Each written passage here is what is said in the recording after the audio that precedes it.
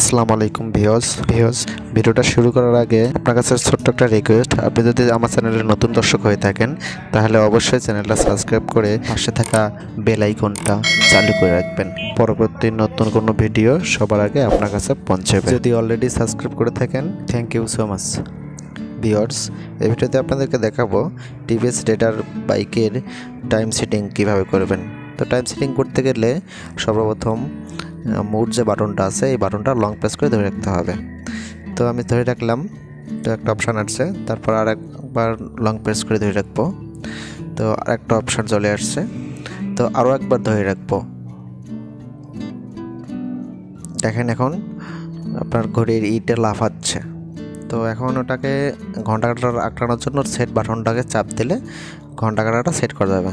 তো সেট করে গেলে আবার মোড বাটনটা দিয়ে সেট করে নেব। এখন আমার ঘড়িতে একটা বাজে, তো আমি একটা দিয়ে দিচ্ছি।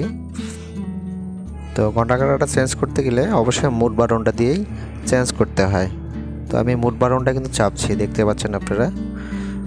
তো আমি একটা হলে আমি একটা হয়ে গেছে। তো আমি এখন মিনিটে কাঁটাটা অ্যাডজাস্ট করব। তো মিনিটে কাঁটাটা অ্যাডজাস্ট করতে গেলে আবার ওই মোড বাটনটা দিয়েই অ্যাডজাস্ট করতে হবে।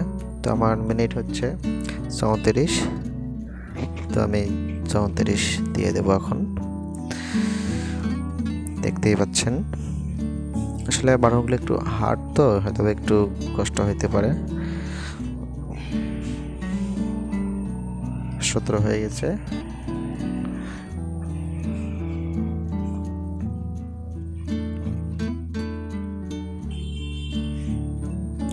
তিরিশ, 31, 34।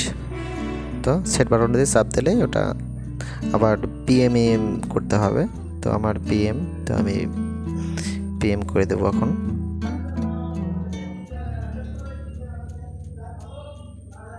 তো এখন সেট করে দিয়ে দিলাম আমি।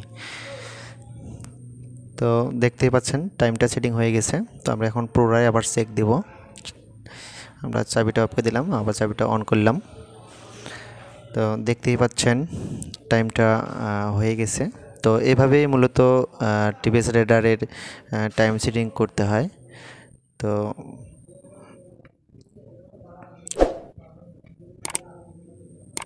ভিউয়ার্স, ভিডিওটা যদি ভালো লেগে থাকে অবশ্যই একটা লাইক দেবেন।